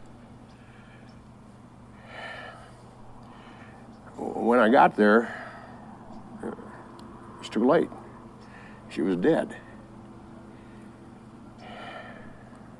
I love that dog. It hurt bad. Something or something, it just ripped poor Bella in half. Willow Creek is a 2013 found footage Bigfoot movie, directed and written by Bobcat Goldthwait. I think that this would be a really interesting first entry in the found footage. I think that whereas I was talking previously in The Pyramid how the integrity of the perspective was really broken in that movie, it is very, very, very authentic in Willow Creek. I really believe that most of the time, like when he's doing these interviews about Bigfoot people, that he would keep those shots. These are the things that he would be recording. He's taking his girlfriend out on this adventure to celebrate his birthday, to see the place where Bigfoot was supposedly first sighted, and spend some time in the deep woods, and be romantic with his girl and sort of live out a childhood dream. The couple, played by Alexi Gilmore and Bryce Johnson, are very believable. The footage they shoot is very believable, and I think a case could be made that the entire movie is just contained in this one section of footage, sort of looping inside of the camera. I really enjoy Willow Creek. I have a lot of respect. I think it's really well calibrated and patiently paced, creepy movie. And it has a really, really audacious and ambitious central scene involving just the couple in a tent listening to things that goes on for quite a long time, that I think, if you're into, does everything that I believe found footage should do, as good as you'll see it since the Blair Witch Project, perhaps, at least within that sequence. But I do think you could lay down this movie on top of Blair Witch Project and you'll see a lot of similarities. People go somewhere they shouldn't. They learn the local lore, they go into the woods, and they don't find what they expect to find or want to find. Again, without giving away the whole show, I mean, even if you haven't seen this movie, it'll feel like you've seen this movie. Unless, of course, it was your first at-bat with found footage. If you're a found footage lover, this is a really good entry point. But if you're not, I think this is the one that you can take a lot of swats at. I think that a lot of people who are less patient with the narrative or want to see more, I think that's where the found footage is really good, is they leave you wanting more. They keep the danger in the darkness. I think that this new age of Transformers movies or Harry Potter magic, where all of the wonder is right there in front of your eyes, there to dazzle you, like in a Marvel movie is everything you could imagine a comic book movie could be, you would think. We're so used to, them not holding back at all, that somehow we feel cheated when we don't get to see everything that we would like to. But I think that leaving it in the darkness, letting our imagination do the work, can be the kind of movie that you think about. And Willow Creek is the kind of movie I would think about if I was sleeping in a tent in the forest, anywhere. It would come to my mind the same way Jaws would come into my mind if I was on a beach. That is an accomplishment. Again, I don't think it's going to win new fans to the genre, but the environment captured in those woods and the atmosphere of dread, I don't think would have been quite as powerful if it was shot cinematically. You better not be fucking with us.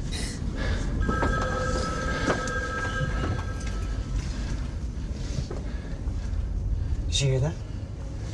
Is that a phone? Are there phones down here? The phone company used to run lines through here, but they... Run lines through here? Yeah. Well, they must have left some. No. 50 years ago, they took everything.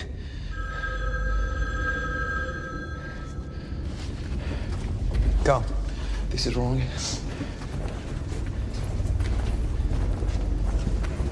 Scarlet! Scarlet!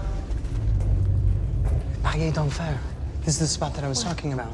This is where the buildings collapsed into the ground. Hundreds of people fell to their death right here. Yes.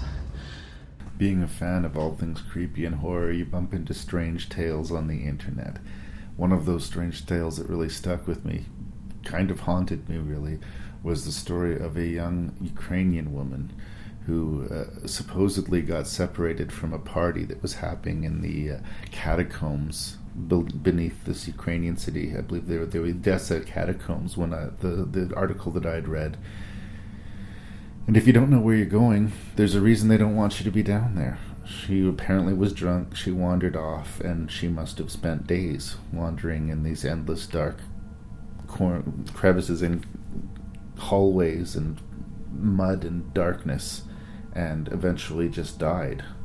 And one would wonder, like, how mad would she have driven herself before she, finally succumbed to starvation or thirst or exposure, or what kind of special madness, what kind of horrible grim fate could that possibly be? Now, I tried to find the article again, and I've heard different variations of the story, and it turns out that it might just be not a thing that really happened. It's one of those stories that maybe isn't true, but seems like it ought to be true. Not that I would wish such a horrifying fate on anyone. I couldn't help but think of that story when I watched 2014's As Above, So Below, a movie that a lot of people don't seem to like as much as I do. I think there's amazing sequences within the movie, but I guess it's hard for people to get behind the mindset of these kids who are going to explore the Paris catacombs. Everything's forbidden. They try to keep people out of there, but it's this almost impossible thing. And what a fantastic location. I mean, how could you not exploit this kind of history for a horror? I've spent some time in New Orleans. I love that city, and it has a vast above-ground cemetery called the City of the Dead.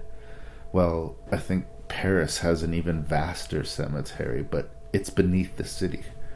The whole city rests upon thousands and thousands of bones, and there are tunnels and halls and flooded out pieces of areas and forgotten, crumbled, demolished buildings, all buried beneath this maze of nonsense full of rats and bones and dirt.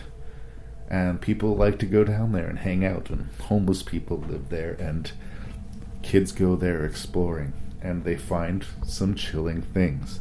And it's credible, that they would have these head-mounted cameras, and it's credible that they would be filming each other, and it's credible that they would be falling apart as things continue to get worse and worse for them.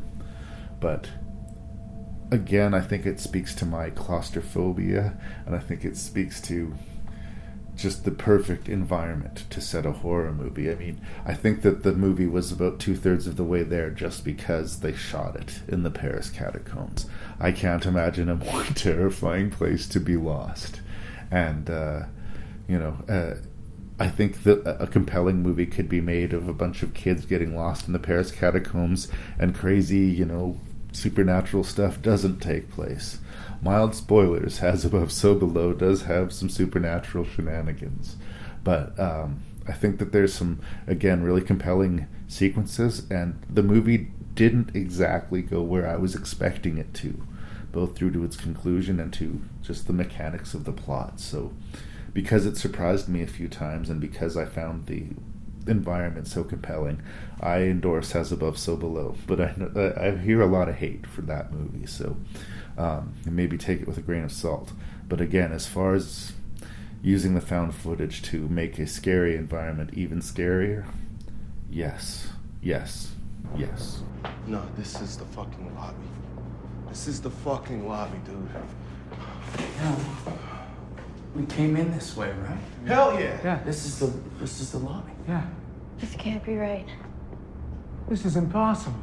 This is where we put our shit, right? Yeah. This is how we brought the stuff in. This doesn't make sense, but I don't understand this shit. This doesn't make any sense. This is the way we came in. It's just another hallway. I don't know. we must have gotten turned around in here. Must be on the other side of the building or something. Lance?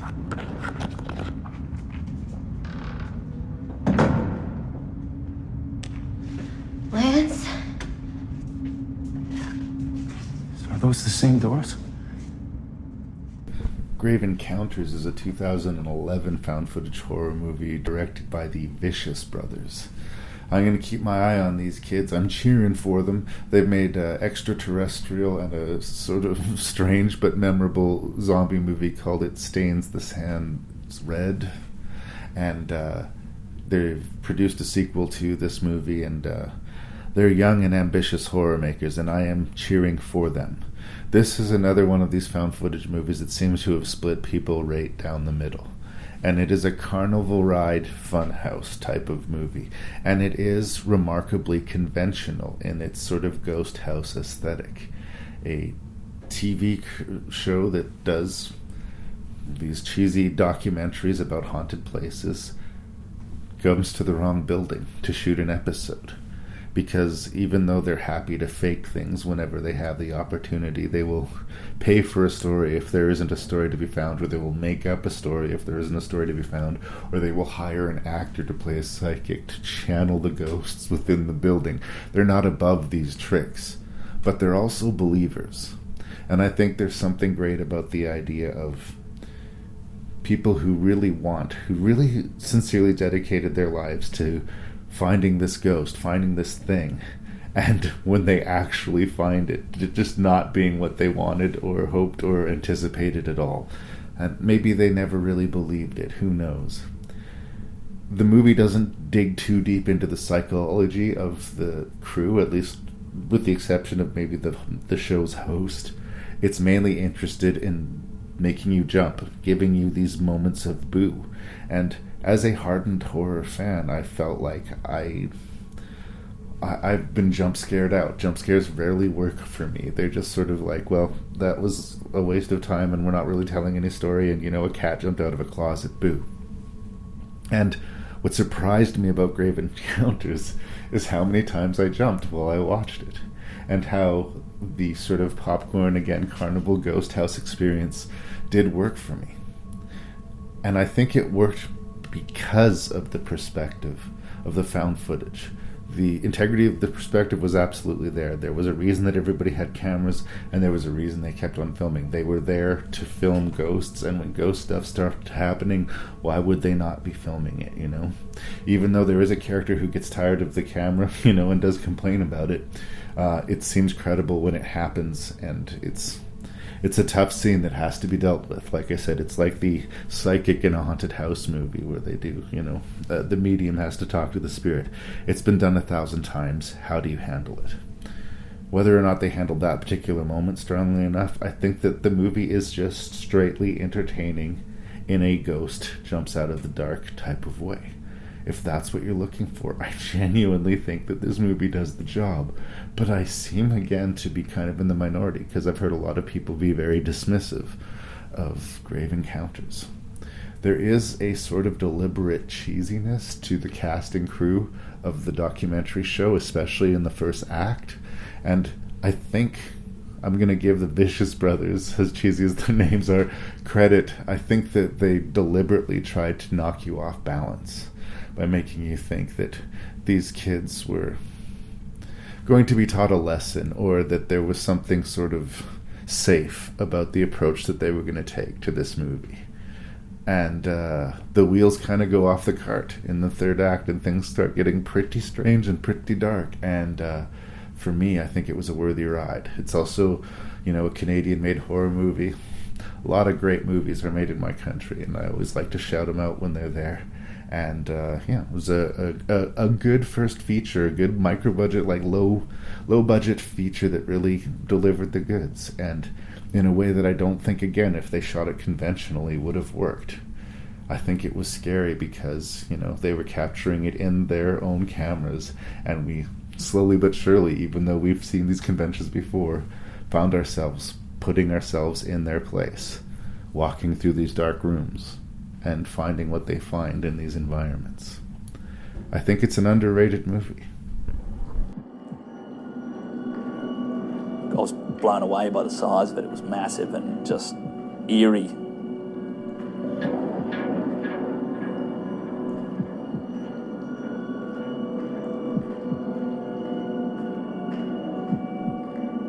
You know, I think we're all in awe of it.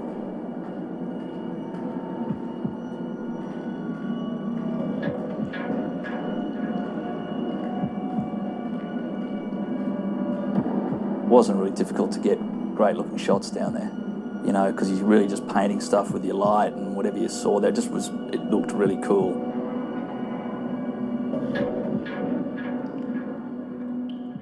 Speaking of great underrated movies, The Tunnel is a 2011 Australian found footage horror movie about another great location. There is a huge tunnel beneath Sydney, Australia.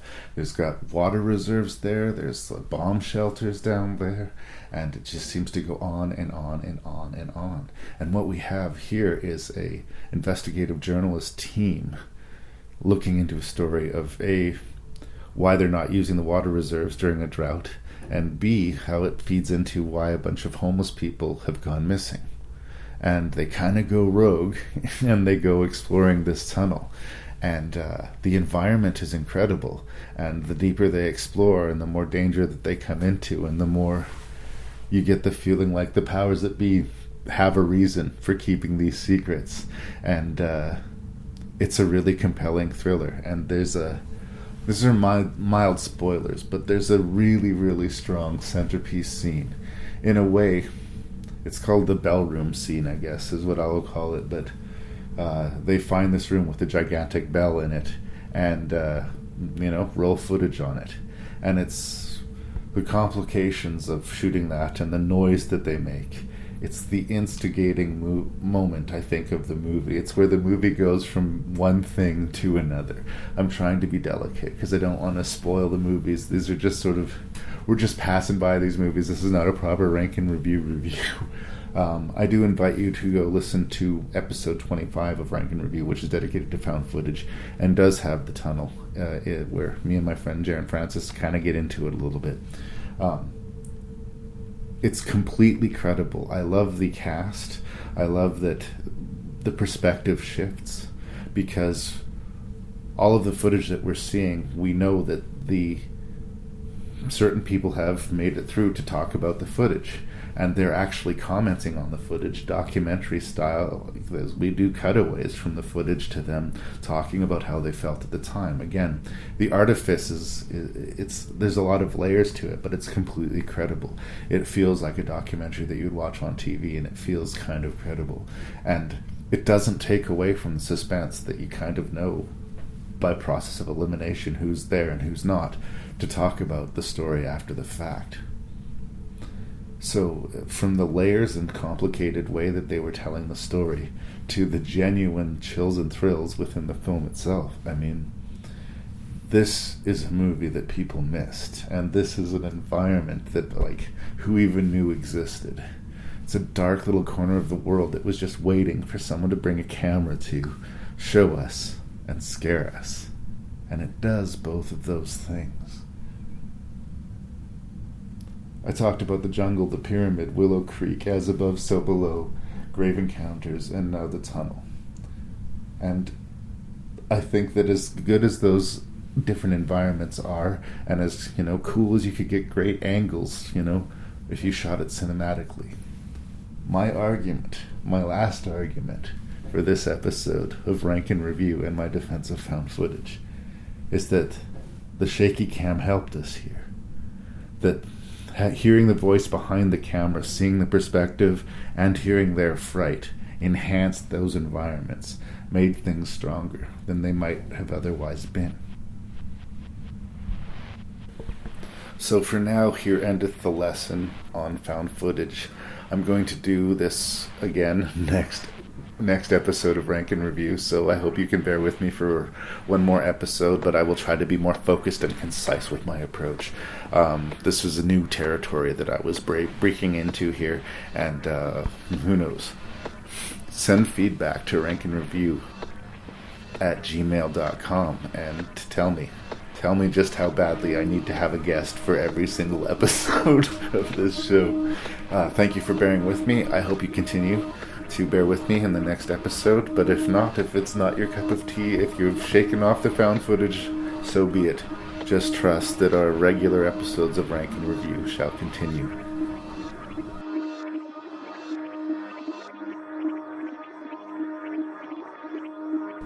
And that was my first part of the two-part epic defense of found footage. I hope you tune into the second episode. Please do send that feedback to rankandreview@gmail.com. Please check out the website at rankandreview.ca. I'm on Facebook. I'm on iTunes. Please give a positive review to the show on iTunes. That does help my numbers.